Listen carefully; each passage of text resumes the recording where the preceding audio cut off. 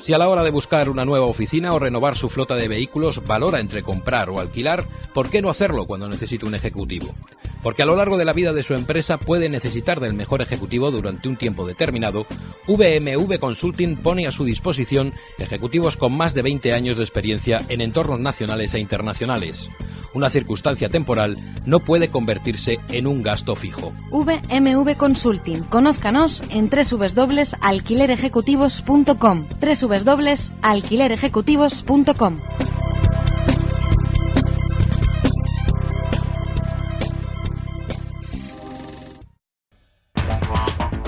En Visión Global, la tertulia de los negocios.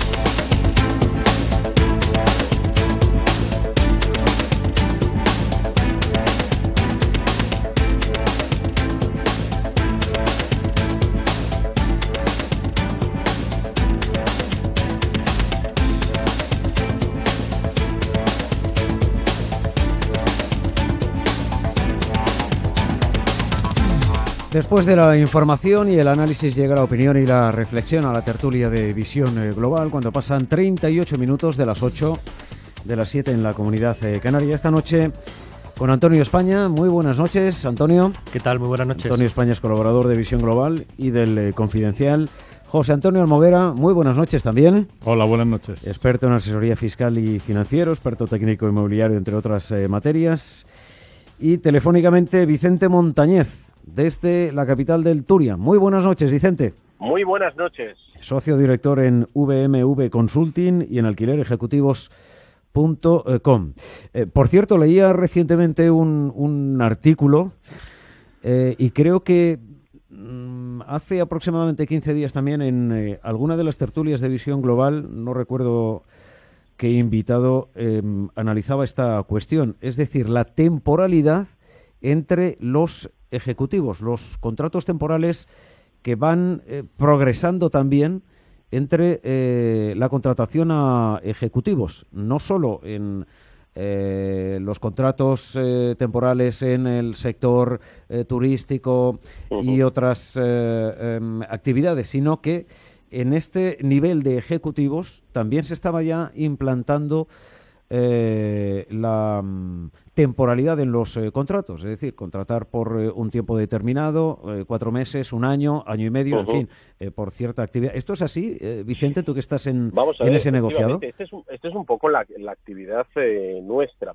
Realmente nosotros lo que hacemos es poner a disposición de las distintas compañías ejecutivos durante un tiempo concreto para cometer un proyecto específico. ¿Qué ventaja tiene esta temporalidad? Pues que al final la empresa se beneficia de un primer espada para realizar un proyecto que probablemente no vuelva a cometer, pues igual en toda la vida de la compañía o en un tiempo. Por ejemplo, pues no sé, se me ocurre una reestructuración financiera, un lanzamiento de un producto determinado con cierto nivel de complejidad o un proceso de internacionalización o de implementación en determinado país, ¿no?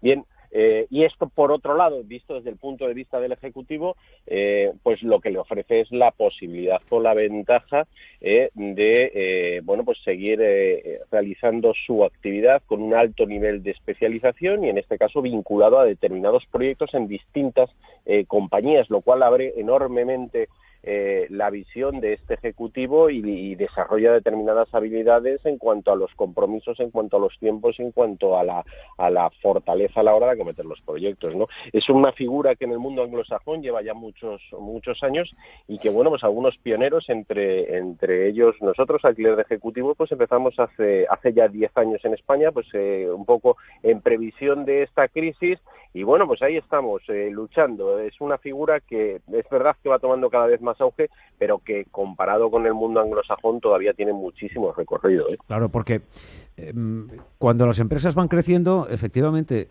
una empresa pyme, mediana, que va creciendo, digamos que la capacidad del CEO o del ejecutivo que está inmerso en la actividad de la compañía también necesita de nuevas capacidades, de nuevos entornos. Claro, pero y además tiene una ventaja indudable, y es que en muchas ocasiones contratamos determinados servicios de consultoría en una compañía, pero luego nos falta o el tiempo, o tú lo comentabas, Manuel, o la habilidad, o la capacidad, o incluso la posibilidad de quemarnos como CEO en una compañía a la hora de acometer un proyecto que tiene un desgaste importantísimo. Y ahí la temporalidad cobra un papel relevante. Se me ocurre, por ejemplo, en procesos de integración de compañías dentro de determinados grupos, donde hay que acometer pues proyectos de reestructuración y proyectos de alineación con la estrategia del grupo comprador, ¿no?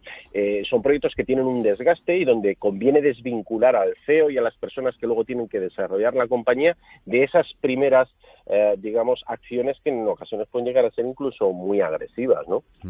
Aquí, frente a la temporalidad de perfiles con menor preparación, lo que no implica es precariedad. La temporalidad entre los altos ejecutivos no implica precariedad, como se ocurre en otras profesiones, ¿no? Efectivamente, es decir, aquí no supone una precariedad, aquí lo que supone es una forma de vida, es un planteamiento del desarrollo de la profesión, porque además, fíjate que podemos ser temporales en una empresa, pero podemos simultanear 2, 3 proyectos a la vez, con lo cual nosotros al final tenemos nuestra agenda completa. Lo único que sucede es que no lo tenemos completo en un único sitio. Es decir, bueno, muchos proyectos, por ejemplo, no requieren de la actuación de un ejecutivo más que 1 o 2 jornadas por semana, puesto que el resto de la compañía tiene que ir siguiendo, con lo cual, insisto, es decir, aquí en este caso no se vincula para nada temporalidad con precariedad, sino todo lo contrario, ¿no? Aquí, de todas formas, Antonio España, tú que conoces bien el mundo de la empresa, hay que generar confianza, porque claro, si buscas un alto ejecutivo para un determinado proyecto y está, en fin, no sé, 4 meses, 1 año, año y medio y se marcha, y luego tienes que buscar a otro para otro tipo de proyecto, etcétera, etcétera, generar la confianza entre los equipos de trabajo debe ser una de las grandes complicaciones, uno de los grandes escollos, ¿no? Hombre, yo creo que para los directivos que se plantean hacer de su carrera este tipo de proyecto, efectivamente, una de sus claves es generar la confianza, sobre todo en los equipos en los que aterrizan y llegan y que se les encomiendan durante esa gestión. Yo entiendo de todas formas que, como bien decía Vicente, esto no es como un proyecto de consultoría donde los tiempos son bastante más cortos y mucho más acotados, incluso menos orientados a la propia ejecución y a llevar al día a día que en este caso, con lo cual entiendo que los proyectos son de más largo plazo y hay esa oportunidad de ganar esa confianza. Por otro lado, también aquí estamos hablando que los directivos que se dedican a esta labor tienen ya una trayectoria profesional previa, tienen un currículum, una cuestas, y lo que permite precisamente es, como bien decía también Vicente, a empresas medianas o pequeñas que a lo mejor no tienen ni la carga de trabajo de actividad, ni tampoco tienen los bolsillos para poder permitirse un directivo de alto nivel durante un plazo muy largo y a tiempo completo, pues tener acceso al conocimiento y a las habilidades de este tipo de perfiles. O sea, que se cuenta con que existe al menos esa sospecha de confianza previa basada en el historial. Sí. Vicente, y si me lo permites, Manuel, también es muy importante la última fase del proyecto. Siempre hay un proyecto, en cualquier proyecto hay una fase de transferencia de ese conocimiento. Es decir, nosotros llegamos, analizamos la situación, nos ponemos a trabajar, pero luego es importantísimo el transferir ese conocimiento, ese know-how adquirido, esa nueva forma de gestionar el cambio, de cometer un proyecto, el transferirlo al staff que va a quedarse, ¿no? Esta al final es la parte que garantiza el éxito de cualquier proyecto y en la que cualquier ejecutivo de alquiler, cualquier interim manager presta un cuidado exhaustivo dentro de la organización, porque al final es la clave de la continuidad del éxito del proyecto, ¿no? ¿Cómo se llama esto? ¿Headrenting o algo parecido? No, se llama interim management. Bueno, es sí, que hay un palabra por aquí que estaba leyendo. Como odio las palabras extranjeras, decidí llamarlo alquiler ejecutivos, que en definitiva, bueno, esto vendría a ser como una gestión interina o una cosa así, la traducción, pero yo creo que la palabra alquiler ejecutivos, yo creo que lo define perfectamente, es decir, es puesta a disposición de un ejecutivo durante un tiempo determinado para acometer un proyecto. Almoguera. Sí, a mí me parece que es una opción maravillosa. Sí, muchas empresas no pueden llegar a esto que estamos hablando y por lo tanto estamos hablando de profesionales con un prestigio, con un recorrido, con una práctica, que es lo fundamental, que ya han realizado proyectos parecidos a los que van a asumir. Y sobre todo teniendo en cuenta que el éxito con esto ya casi está asegurado, pero para la empresa además tiene una ventaja adicional importante. El coste lo tiene cuantificado y no es un coste a futuro. Es decir, sabéis que cualquier ejecutivo que se coja está durante X tiempo y si no funciona, no va bien, pues se van asumiendo costes a largo plazo por despidos, por contratos, etcétera, que es lo que va perjudicando mucho a las empresas. En este caso no es así. Es decir, vas a tener el mejor al mejor precio y todo el mundo va a salir ganando. ¿Qué tipo de perfil es el más demandado entre estos ejecutivos, Vicente? Pues mira, vamos a ver, en principio lo que más demanda tiene son perfiles de tipo generalista, es decir, o bien directores generales o bien ya directores de las principales áreas de la compañía, desde directores financieros, directores de control de gestión, cuando las compañías ya son un poco más grandes, directores de comerciales y de marketing, básicamente. Estos son los perfiles un poco más demandados, pero también es cierto que nosotros analizamos el proyecto en un conjunto global, con lo cual no es solamente a lo mejor lo que se incorpora una persona, sino que durante el proyecto se incorporan 1, 2, 3 personas con distintos perfiles para dar determinados apoyos puntuales. Por ejemplo, si me ocurre en un proyecto de internacionalización, bueno, pues hay que empezar a trabajar en la producción, hay que trabajar también en toda la parte financiera y hay que trabajar luego en la parte comercial, exportación, ¿no? Serían 3 perfiles distintos que podrían entrar a lo largo de un mismo proyecto, ¿no? Nosotros, desde luego, en este tipo de casos, lo que siempre definimos, como bien comentaba Moguera, es un coste fijo. Vinculamos a determinados logros, a determinados ítems, una retribución variable, una parte variable del proyecto, que yo creo que es algo que también genera una confianza importante en el cliente, y ponemos a disposición los perfiles que en cada momento sean los más adecuados o los más necesarios. Y insisto, sobre todo es gente que está todo el día haciendo exactamente el mismo tipo de proyectos. Es decir, que el señor que está llevando direcciones financieras o el señor que está haciendo proyectos de reestructuración financiera o de reestructuración de deuda, es que esto lo ha hecho a lo largo de los últimos 8 o 10 años en 80, 90, 100 compañías, ¿no? Con lo cual, el valor añadido, la capacidad que tiene de prever problemas e incidencias en un proyecto en función del perfil de compañía, del sector, etcétera, es muy alto, y eso permite acortar enormemente los plazos de implementación y de ejecución del proyecto. Y luego que son, sobre todo, pymes las que utilizan este tipo de perfil, es decir, organizaciones que van creciendo, organizaciones que quieren dirigirse más a la exportación. Mira, aquí ha habido, Manuel, una evolución importante. Es decir, partíamos de inicialmente, cuando yo empecé esta actividad hace ya más de 10 años, el perfil de compañía era más bien una compañía grande. Esto al final se fue generalizando y cada vez más vemos cómo entran determinadas empresas más pequeñas, y sí que en estos momentos ya el interim management se está moviendo en el entorno de la pyme. ¿Cuál es la diferencia? El alto nivel de especialización, perfiles muy específicos para proyectos muy intensivos en su implementación, estarían más focalizados a empresas de mayor volumen o de mayor nivel, pero en la pyme entrarían esos perfiles más generalistas, esos perfiles de apoyo, y sobre todo en procesos como los que hemos vivido tras esta crisis, la necesidad de internacionalizar, la necesidad de lanzarse a mercados extranjeros, de lanzamiento de nuevos productos, además donde tenemos una estructura de costes que tiene que ser muy aquilatada. Aquí esto ha tomado en la pyme un valor específico importante, y cada vez son más el número de profesionales, por un lado, que se dedican a esto, y por otro lado el número de profesionales que tras esta crisis salieron de directivos, salieron de compañías, personas que tienen una validez profesional probada y que encuentran también en esta vía una fórmula de reincorporarse nuevamente al mercado laboral en unas condiciones óptimas, ¿no? Oye, ¿entre 100 y 400 euros al día es el sueldo medio de estos perfiles? Bueno, en nuestro caso tenderíamos más un poquito a los 400 que a los 100, pero sí, habitualmente se factura por jornada, aunque es verdad que nosotros lo que siempre solemos dar es un precio cerrado, es decir, se evalúa el proyecto, se evalúan las jornadas, y en nuestro caso, en el caso de alquilerejecutivos.com, damos siempre un precio comprometido cerrado, donde aproximadamente el 70% del importe suele ser una cantidad fija, y el 30% está vinculado a la garantía de éxito de determinadas fases del proyecto que definimos conjuntamente con el cliente. Pero sí podríamos estar hablando del orden de unos 400 euros. Ahí ya depende también del perfil del ejecutivo que se incorpore a cada uno de los proyectos, ¿no? Oye, Antonio, Almoguera, podéis preguntar lo que queráis, ¿eh?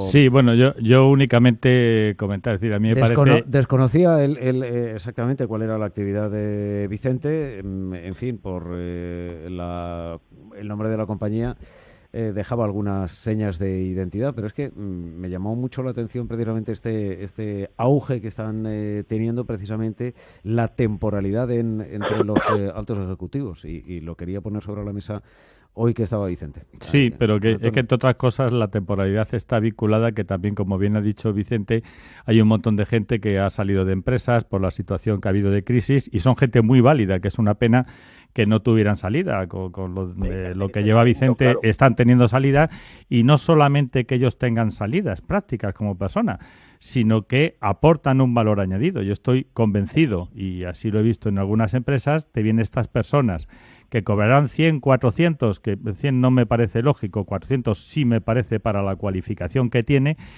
pero es decir, no hay que mirar el coste, hay que mirar la rentabilidad que se saca de estas personas, que como ya no tienen que aprender, que es lo que les pasa a muchos ejecutivos nuevos que van a las empresas, que les contratan, etcétera, es decir, vienen aprendidos y vienen ya con soluciones prácticas, con lo cual en un corto espacio de tiempo dan soluciones prácticas, arreglan a la empresa los problemas que tienen, o por lo menos lo intentan sabiendo lo que están haciendo, y el valor añadido es máximo, cosa que en un ejecutivo que entra nuevo pues tiene que ir adaptándose, pero estos no se tienen que adaptar porque ya lo han vivido. Vamos, que con un vistazo, ¿no, Antonio? España saben si eso puede salir adelante o no. Efectivamente, sí, yo conocía sobre todo, como bien decía antes Vicente, del entorno anglosajón. Yo creo que es buenísimo este tipo de servicios y denota pues el desarrollo del tejido empresarial y de negocio de nuestro país. A fin de cuentas, esto contribuye a profesionalizar la pyme, las medianas y pequeñas empresas españolas, aportando, y además le da una oportunidad a un talento con un bagaje profesional importante. Seguramente muchos de ellos, incluso en grandes multinacionales, como bien decía Vicente, que se han enfrentado muchas veces a problemas similares que a lo mejor que seguro una pyme no ha vivido previamente antes, y es la forma de implantar una forma de hacer cosas profesional y experta, ¿no? Y además que la pyme, el problema que tendría es que no podía acceder a contratar a una persona de esta cualificación si lo que tuviera que contratar directamente para mantenerse en la empresa, con lo cual está partiendo de la base que le contrata de una forma esporádica, entonces la temporalidad determina que la pyme sabe cuál es su coste, que es lo que siempre hemos tenido problemas para coger gente válida, porque es decir, una gente válida te cuesta mucho dinero, pero si lo coges temporalmente, que te va a solucionar el tema, que además te va a dejar preparada toda la estructura para que tu gente pueda llevarlo de una forma práctica, pues fenomenal. Es decir, una solución que se podría implantar de una forma mucho más práctica para todo el mundo. Y añade una ventaja adicional, que es que yo creo que la movilidad es buenísima, sobre todo porque es un poco funciona como la polinización, ¿no? Que el propio ejecutivo pues va adquiriendo y desarrollando habilidades y conocimiento y enfrentándose también a problemas diferentes que luego puede ir aplicándolo, de lo cual se beneficia tanto el profesional como las compañías de ese conocimiento que va realimentándose continuamente, y eso gracias a la movilidad. Es mucho más fácil aprender y desarrollar capacidades cuando has pasado te has enfrentado a muchos problemas diferentes que cuando has estado 40 años haciendo el mismo trabajo. Muy breve, 30 segundos, Vicente, y nos vamos a publicidad. No, nada, no, simplemente eso, que aprovecho ya que lo hemos comentado, que quien esté interesado pues lo puede mirar en alquilerejecutivos.com, a través de nuestra página web puede entrar en cualquier punto de nuestra red y consultar cualquier tipo de proyecto o de cosa que le pueda surgir. Volvemos en tan solo un instante. Hasta ahora. Un abrazo. Visión Global con Manuel Tortajada.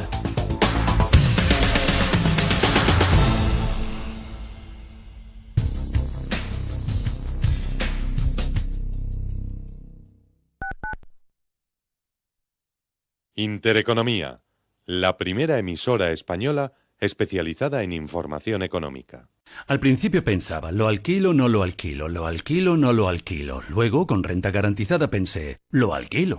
Renta garantizada se encarga, te seguirá pagando la renta de tus inquilinos, aunque ellos no lo hagan, y se ocupan de la gestión del día a día. Infórmate en el 900 10 10 95 o en rentagarantizada.es. Alquiler garantizado. Control Dental Europeo. Disfruta de tu sonrisa con nuestros implantes basales de carga inmediata, sin necesidad de injertos de hueso, incluso para pacientes con gran pérdida ósea. En Control Dental Europeo disfrutarás de tu prótesis fija definitiva al cabo de 1 a 3 semanas, dependiendo del número de piezas a sustituir. Consulta diagnóstica gratuita. No esperes más. Control Dental Europeo. 91 575 3404. 30 años creando sonrisas. Restaurante Samarcanda. De lunes a viernes de 9 a 12 de la mañana, los mejores desayunos personales o ejecutivos al precio único de 9,35 euros, IVA incluido. Restaurante Samarcanda. Estación Madrid Puerta de Atocha, con vistas al jardín tropical, parking y wifi gratuitos. 91 530 97 46. Restaurantesamarcanda.com. Entre tú y yo, ¿te gusta la música, leer, viajar, el deporte? Entre tú y yo, ¿te gustaría conocer mejor a tu artista preferido? Entre tú y yo, hay una manera desenfadada de pasar los sábados. Si quieres descubrirlo, tienes una cita en Radio Intereconomía a las 2 de la tarde con Paula Pérez Salazar. Ya sabes, los sábados, en Entre tú y yo, lo que tú quieras. Los mercados financieros, las bolsas más importantes, la información más clara, más precisa. Esto es Intereconomía.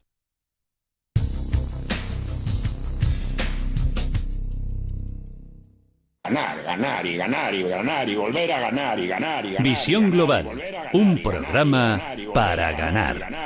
De lunes a viernes, de 7 de la tarde a 10 de la noche, con Manuel Tortajada. Y volver a ganar y ganar y ganar y ganar. Intereconomía, la primera emisora española especializada en información económica.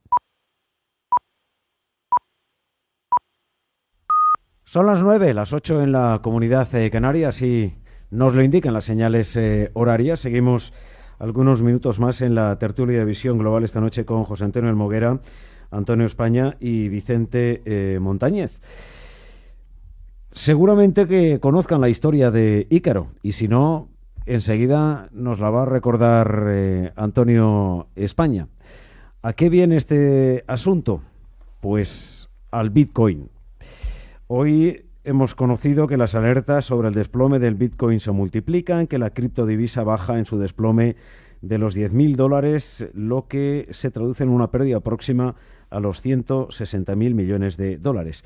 Y Antonio España ha escrito recientemente una entrada en su blog en el Confidencial sobre el Bitcoin, qué es y qué no es, y por qué no reemplazará al euro. Y arranca precisamente con esta historia, con la de Ícaro. Antonio.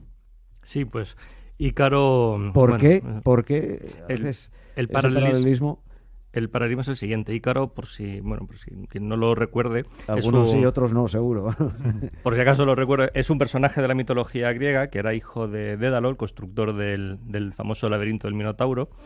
Y básicamente Dédalo, que era un buen arquitecto, le construyó, porque el rey Minos de la isla, pues por motivos que no vienen al caso, les encerró y para escapar le construyó unas alas que cogía plumas y las pegó con cera. Entonces cuando se escaparon los dos volando, pero le dijo: cuidado, hijo, no te acerques mucho al sol porque estas alas están hechas de cera, entonces el calor la va a derretir y te vas a ir al agua.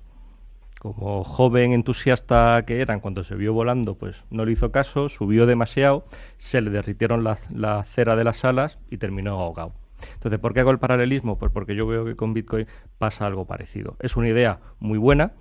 El fin también es desde mi punto de vista es muy loable, porque nos permitiría escapar de lo que yo digo, de la tiranía de los bancos centrales, de la manipulación de los políticos del dinero, con lo cual el fin es muy bueno, pero ojo con el entusiasmo y con pensar que podemos ir con ello más lejos de lo que podemos, porque nos podemos darle una torta importante. Porque técnicamente, igual que la cera de las alas no resistía a volar tan cerca del sol, técnicamente el diseño Bitcoin, al menos a día de hoy, no admite el poder sustituir a una moneda. Yo en el post, en el artículo, lo equiparo al euro porque es lo que es relevante para nosotros. Pero básicamente es que Bitcoin no escala. No tiene una transacción, tarda 10 minutos como mínimo en verificarse, con lo cual si esto quiere sustituir al euro, imagínense comprar el pan y quedar esperando con los brazos cruzados hasta que a los 10 minutos, si uno tiene suerte, porque ahora mismo tarda más en función de cuántas transacciones hayas en ese momento, primero puede estar 40 minutos esperando a que la panadería le diga, vale, pues sí, ya me ha confirmado que me ha llegado el pago. Y entonces tiene un consumo de energía eléctrica brutal. Ahora mismo es el equivalente a Nueva Zelanda, pero es que ahora mismo supone el 0,06% de las transacciones que se hacen, al menos en Europa. O sea que... imaginémonos si fuese el 10%. No, triplicaría, bueno, sí, pues sería prácticamente un tercio de la energía que se consume a nivel mundial. Y además es caro, no es barato. Yo el otro día, para no hablar con conocimiento de causa,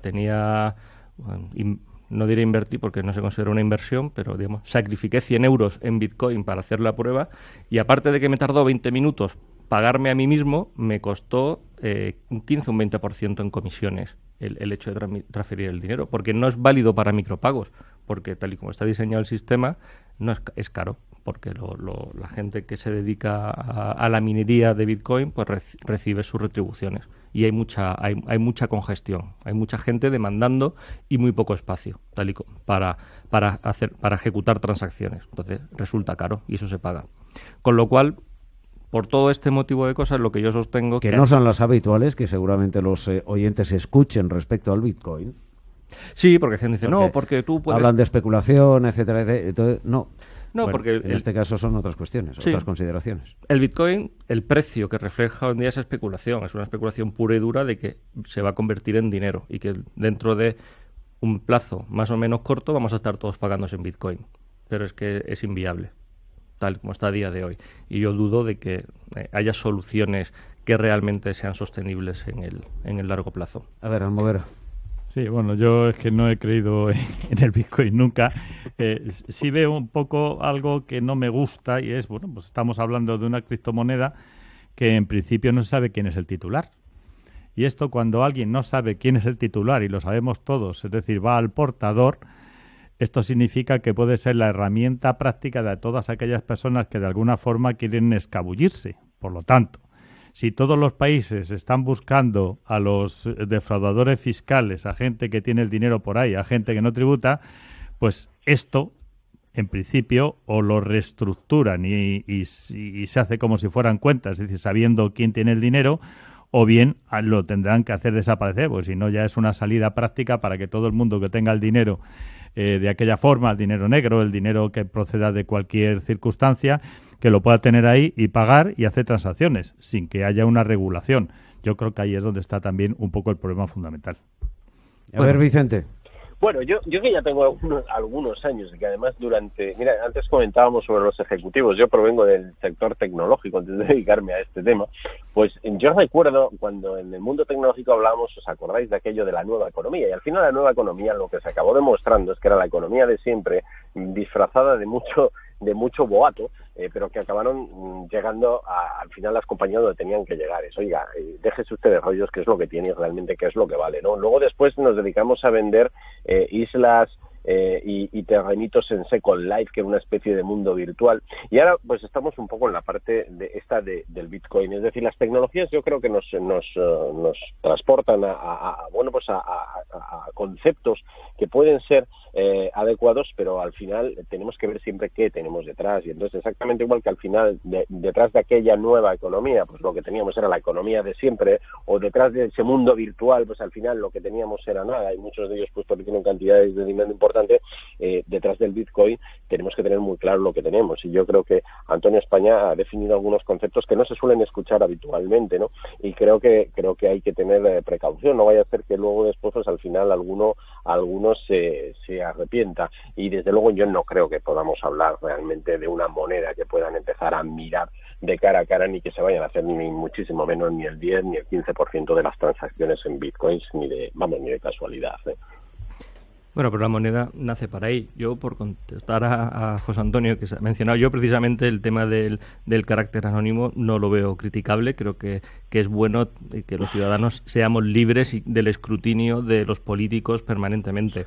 De hecho, el dinero en efectivo es totalmente anónimo y seguramente ninguno querríamos renunciar al efectivo, y supone el 80% de las transacciones. Pero por eso se está controlando, Antonio. El problema básico no es para los habitantes normales y corrientes, sino para todas aquellas personas que de alguna forma trafican con armas, José Antonio, con lo que sea. Es decir, lo que se tiene que regular. Es decir, igual que todo el mundo pagamos impuestos, tenemos que regular para que no haya un descontrol, porque esto sería una salida práctica para que todo el mundo saliera por ahí. Pero no a costa de sacrificar la libertad del 100% de los ciudadanos, ni a costa de someternos a que mañana nos pongan tipos de intereses negativos obligatorios y que nuestro dinero sí o sí valga menos porque así lo decide el Banco Central, porque a ellos les viene bien. Y además, diré otra cosa. Los grandes fraudes no se hacen en efectivo ni se hacen en Bitcoin. Se hacen en cuentas en Panamá, en cuentas numeradas en Suiza y en los paraísos fiscales. Pero que puede pasar a Bitcoin. Antes. Y la libertad la tenemos coartada desde el punto de vista que hay leyes que nos la coartan. Y en cualquier caso... que está buscándose no sé qué, pero que hay leyes que continuamente lo están haciendo. Claro, pues lo están coartando y yo veo bien. Y en todo caso, Bitcoin tampoco es anónimo, es pseudoanónimo. Porque otra de las cosas que implica también el que no sea escalable es que en Bitcoin tú tienes accesible toda la trazabilidad de todas las transacciones, o sea, de todas las veces que ha cambiado de manos un Bitcoin, no tuyas, sino de todo el mundo que opera en esa moneda, porque así es como funciona. Técnicamente, la forma de impedir que alguien gaste 2 veces el mismo Bitcoin, porque los Bitcoins son digitales, ¿no? Son como un CD que se pueden copiar infinitas veces. Entonces, ¿cómo se resuelve que uno no pueda hacer corta y pega en su ordenador de su Bitcoin? Pues haciendo que todo el mundo vea todas las transacciones y que todo el mundo pueda validar si tú te has gastado ese Bitcoin ya antes o no. Porque si te lo has gastado no te van a dejar gastártelo por segunda vez. Por lo tanto, es muy fácil hacer una trazabilidad desde el origen de un Bitcoin. Tú puedes ver qué ocurre, que no van con nombres y apellidos a día de hoy. Van con direcciones, pero es que mañana hay una regulación que te dice fulanito, usted está obligado, igual que me tiene que decir las cuentas que tiene en el extranjero, pues usted me tiene que decir todos los bitcoins de los que usted es poseedor, todas sus direcciones, y si no, estará... De hecho, ya está. En España hay que tributar por todo lo que se tenga de bienes y derechos, tanto en España como en el extranjero, incluidos los bitcoins. Por eso. Lo que pasa es que la gente no lo hace porque como no te pueden coger de momento, cuando salga a salir, pues efectivamente será otra inversión adicional. A ver, Vicente. No, vamos, yo es que estoy totalmente de acuerdo con lo que están comentando mis compañeros, poco más que añadir al respecto, la verdad. Bueno, pues ahora que hablaba y mencionaba Antonio España, Panamá, paraísos fiscales, que sepas que la Unión Europea ha sacado a Panamá precisamente de esa lista de paraísos fiscales. Ahora está en la zona gris. No hay nada como que los políticos tengan dinero allí. Sí, es decir, ha sacado a Panamá, ha sacado a Corea del Sur, a Emiratos Árabes Unidos, ha sacado también a Barbados, a Macao, a Mongolia y a Túnez, bueno, y a Granada. Todos aquellos que han hecho un acuerdo para facilitar información, aunque sea sesgada. Compromisos políticos de alto nivel. Bueno, pasan a la zona gris, luego ya veremos, ¿no? Si los cumplen o no. Al cristiano quiere decir que prometen que van a ser buenecitos, de ya que lo sean, hay diferencia, ¿eh? Bueno, claro, el año que viene volverá la Unión Europea y dirá, bueno, que los volvemos a incorporar porque no han cumplido. Yo solo digo que si esos son paraísos fiscales, que es donde nosotros vivimos, en infiernos fiscales, ¿no? Podría ser. Oye, estaba mirando para el cierre del asunto este del Bitcoin, que había detenido un empresario español porque había defraudado ya algo más de 4,5 millones con este asunto de los Bitcoins a un montón de gente aquí en nuestro país. Así que cuidado con la especulación, cuidado con entrar. Cada uno es libre, efectivamente, de hacer lo que quiera y si conoce el negocio, pues adelante. Si lo desconoce, en fin, mi recomendación es que no entre en nada que no entienda cómo funciona eso. El Bitcoin, que poca gente lo conoce. Se están metiendo, yo conozco mucha gente que eso de los 100 euritos, los de los 1000, la publicidad te dice, si hubiera metido 5 euros hace 10 años, ahora tenía 1 millón. Chico, sí, claro, pues si hubiera metido hace 10 años 100 euros en Apple, pues ahora tendría un gran pellizco. Claro, eso sí, es así. Pero bueno, sabéis Apple... que la publicidad vende. Y entonces te han claro. dicho eso y todo el mundo está que si sus 100 euritos, que si tal. Bueno. Por el retrovisor todos acertamos y lo importante es mirar hacia adelante. Sí, el papel y seguridad, lo aguanta absolutamente todo. Bueno, sobre las pensiones, este globo sonda del gobierno de buscar que sea toda la vida laboral la que contabilice para la pensión, ¿qué tenéis que decir? Porque bueno, hay muchas cosas que se desconocen de esta propuesta.